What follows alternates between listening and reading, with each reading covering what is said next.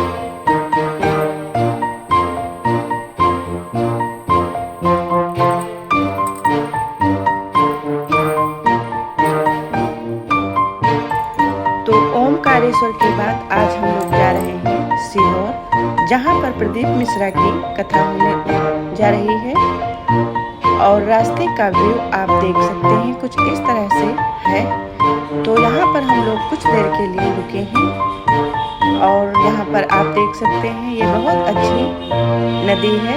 इसमें अभी पानी कम है क्योंकि अभी पानी छोड़ा नहीं गया है और कुछ इस तरह से इसकी खूबसूरती को आप देख सकते हैं कि ये कितनी अच्छी है। तो यहाँ पर इसी तरह से आपको इस नदी के दर्शन को देखने को मिलेगा और ये मैं रास्ते में बना रही हूँ। यहाँ पर कुछ देर के लिए हम लोग रुके थे और कुछ देर के बाद कुछ दूरी पर फिर से रुके हैं और यहाँ पर वीडियो और फोटो को कैच कर रहे हैं। और अब हम लोग आ गए हैं सीहोर, जहाँ पर पंडित प्रदीप मिश्रा की कथा हो रही है।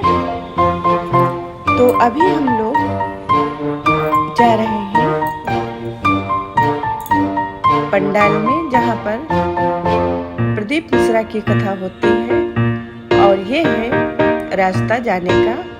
यहाँ पर अच्छी अच्छी दुकानें, पूजा पाठ की सामग्री और सभी दुकानें आपको देखने को मिल जाएंगी और रहने के लिए यहाँ पर रूम और खाने के लिए भी सभी व्यवस्थाएं होती हैं, जिन्हें आप अपने पसंद के हिसाब से कर सकते हैं। अब आ गए हैं पंडाल के मेन गेट से अंदर। तो अंदर आप देख सकते हैं कुछ इस तरह से यहाँ पर आपको देखने को मिलेगा कि इसी तरह से 5 गिट्टियाँ लेकर और इनकी पूजा की जाती है। पूजा की सामग्री आपको मंदिर के बाहर ही मिल जाती है, जिससे आपको कोई भी परेशानी नहीं होगी। आप पूजा की सामग्री घर से लाएं या फिर ना लाएं। और कुछ इस तरह से आप देख सकते हैं यहाँ कितनी भीड़ है। आप पूजा के लिए यहाँ पर लिए हैं खड़े उड़द, चना की दाल, गेहूँ, तिल, धूप बत्ती, फूल बत्ती और कुछ फूल पत्ती, बेलपत्र और प्रसाद। ये सभी सामान आपको वहीं पर मिल जाएगा और 5 गिट्टियों को रखकर इसकी पूजा की गई है। इसी तरह से यहाँ पर सभी लोग इसकी पूजा करते हैं और जिनका मन होता है वो 1 या 2 गिट्टी उठाकर अपने घर को भी ले जाते हैं। ये है विष्णु जी की लेटी हुई मूर्ति, उसी के सामने है कुबेरेश्वर की ये मूर्ति, जिसे आप देख सकते हैं। यहाँ पर दूध और जल चढ़ाया जा रहा है और बेल पत्र अगर आप पा सकते हैं तो यहाँ की जरूर लेकर जाएं। और अब जा रहे हैं रुद्राक्ष को लेने के लिए लाइन में। तो कुछ इस तरह से इसमें लाइन के हिसाब से एक एक करके निकलते जाएंगे और एक व्यक्ति को एक ही रुद्राक्ष यहाँ पर मिलता है। तो काफी लंबी लाइन लगी हुई है रुद्राक्ष को लेने के लिए। अब रुद्राक्ष लेकर बाहर आ गए हैं। इस टाइम पर आप चाहे तो पंडाल में भोजन पा सकते हैं, लेकिन ज़्यादा भीड़ होने के कारण हम लोग चले गए बाहर खाने पीने के लिए।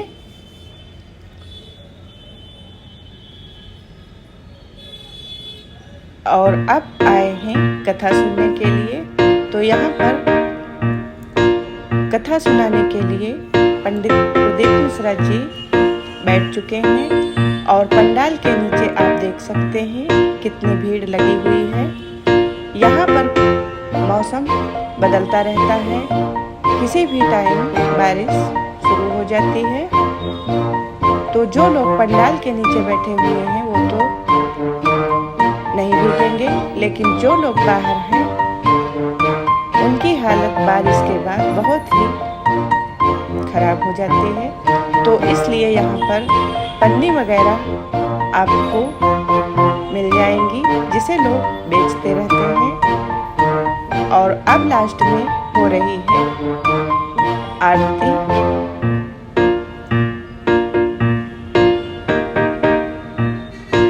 तो आरती भी अब समाप्त हो चुकी है। यहाँ पर प्रसाद या फिर आरती नहीं दी जाती है, क्योंकि भीड़ इतनी ज़्यादा होती है कि भगदड़ भी हो सकती है।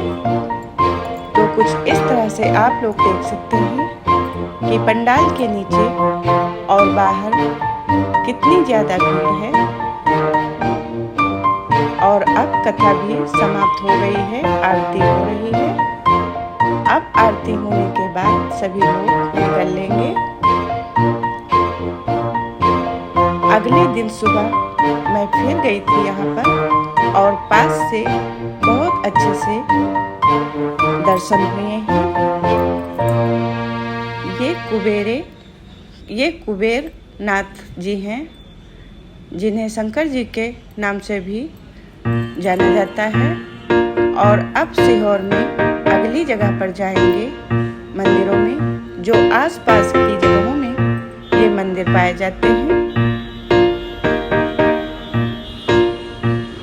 और पंडाल के अंदर का दृश्य आप देख सकते हैं, ये देखने में बहुत ही अच्छा लगता है। और यहाँ भी शिव की लाट बनी हुई है। तो कुछ इस तरह से हम लोग अब आ गए हैं पंडाल के बाहर।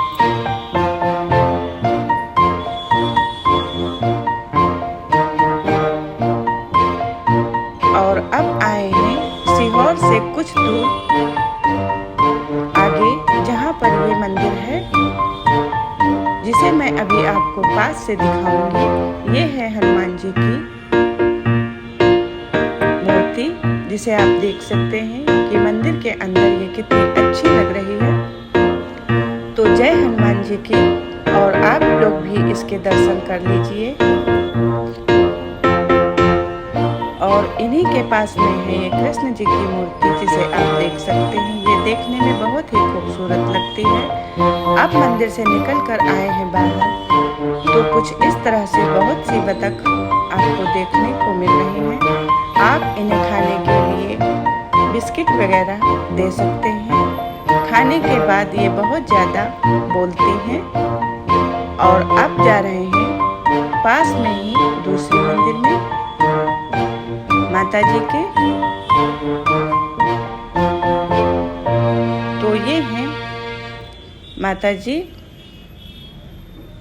इन्हें शायद चिंतामणि माता के नाम से जाना जाता है। और ये हैं नंदी, उसके बाद में है शिव जी। ये इन्हें भूतेश्वर के नाम से जाना जाता है। और आप भी इनके दर्शन कर लीजिए। ओम नमः शिवाय। तो यहाँ पर भी दर्शन करने के बाद अब आ गए हैं बाहर आपको सभी प्रसाद की सामग्री मिल जाती है। और यहाँ पर आए हैं चिंतामणि, पता नहीं इसका नाम क्या है। तो यहाँ पर सभी आपको गणेश जी की ही मूर्तियाँ देखने को मिलेंगी। जो मूर्तियाँ आप देख रहे हैं, इनके आगे एक नेम प्लेट होती है, जिस पर जिन्होंने इन मूर्तियों को स्थापित किया है उनके नाम व एड्रेस लिखे हुए होते हैं। और अब मैं आगे आपको अभी दिखा रही हूँ। तो मंदिर का व्यू कुछ इस तरह से है, आप देख सकते हैं कितने शाही अंदाज में गणेश जी बैठे हुए हैं, लेटे हुए हैं। और ये है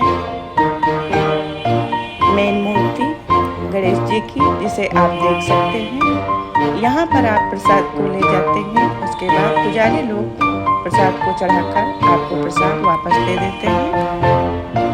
और रास्ते में लिया है ये भुट्टा। ये भुट्टा अपनी यूपी से अलग है, क्योंकि ये भुट्टा बहुत ही नरम मुलायम होता है और बड़े बड़े दानों वाला होता है और मीठा होता है। उसके बाद आ गए हैं भोपाल रेलवे स्टेशन पर, और अब चलेंगे अपने अपने घर।